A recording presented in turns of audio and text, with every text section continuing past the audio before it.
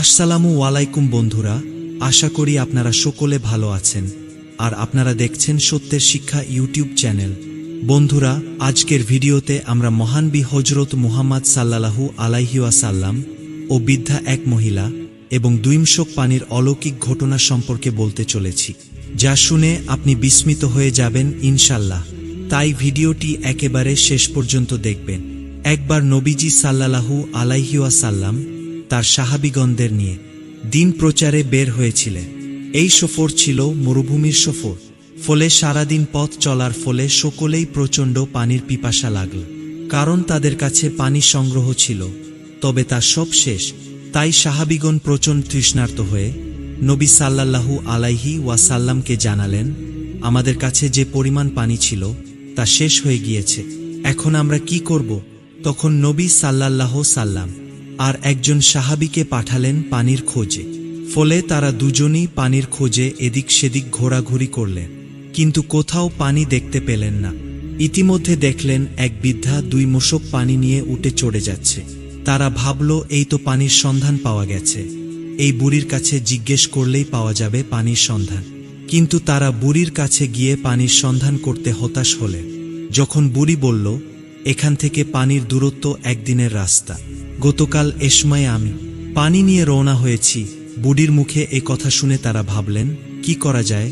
অগত্যা তারা বুড়িকে বললেন, বুড়িমা, আপনি যদি একটু কষ্ট করে আমাদের সাথে আসতেন তাহলে খুব ভালো হতো। বুড়ি তাদের কথায় রাজি হয়ে গেল এবং তাদের সাথে পথ চলতে শুরু করল।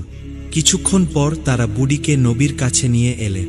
নবী সাল্লাল্লাহু আলাইহি ওয়াসাল্লাম বুড়ির মশকের মুখ খুললেন এবং সেখান থেকে একটি পাত্রে কিছু পানির ঢেলে নিলেন।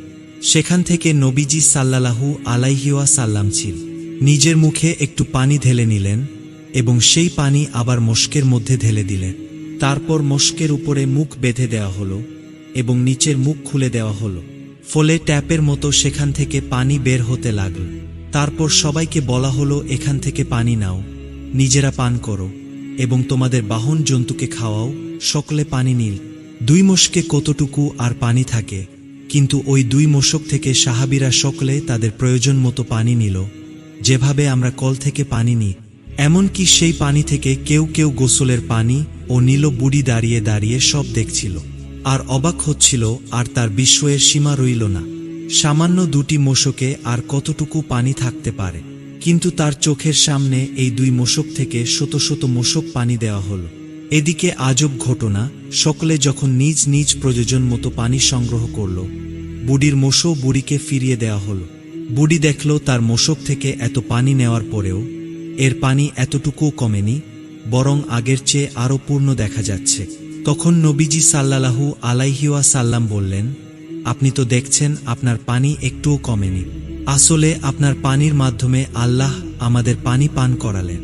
এরপর নবীজির সাহাবীদের বললেন, একটি কাপড় বিছাও এবং তার জন্য যে যা পারো হাদিয়া দাও। কেউ দিল খেজুর, কেউ আটা, কেউ জৌ। ফলে অনেক খাবার জমা হলো বুড়ির জন্য। এগুলো বুড়িকে হাদিয়া স্বরূপ দেওয়া হলো। বুড়ি তো মহা খুশি। বুড়ি ভাবল, আমার পানিও একটু কমল না, আবার পেলাম এতগুলো খাবার। ফলে মনের সুখে বুড়ি রওনা হলো বাড়ির দিকে। বুড়ি যখন বাড়িতে পৌঁছালো, ততক্ষণে বেলা পড়ে গেছে। সকলেই তার দেরি হওয়ার কারণ জিজ্ঞাসা করল। বুড়ি তখন তাদেরকে সব খুলে বলল। বুড়ি বলল, মোহাম্মদ নামে যে লোকটা নিজ বাপ দাদার ধর্ম ত্যাগ করেছে, তার 2জন লোক আমাকে তার কাছে নিয়ে গেল। তারপর ঘটল আজব ঘটনা। সকলে তো শুনে তাজ্জুব। বুড়ি আরও বলল, আল্লাহর কসম, আমার সব দেখে মনে হয়েছে সে হয়তো পৃথিবীর সবচেয়ে বড় জাদুঘর, অথবা সত্যি সে আল্লাহর প্রেরিত রাসূল। এরপর থেকে মুসলিমরা ওই বৃদ্ধার এলাকার আশেপাশের এলাকায় অভিযান চালাত, কিন্তু বুড়ির এলাকায় আক্রমণ করত না। দেখে বুড়ি নিজ কোমাকে বলল, আমার মনে হচ্ছে তারা ইচ্ছাকৃতভাবেই তোমাদের এড়িয়ে যাচ্ছে, তোমাদের উপর আক্রমণ করছে না। তোমরা ভেবে দেখো ইসলাম গ্রহণ করবে কি না। তার কথায় সবাই রাজি হয়ে গেল এবং ইসলামের ছায়াতলে আশ্রয় নিল।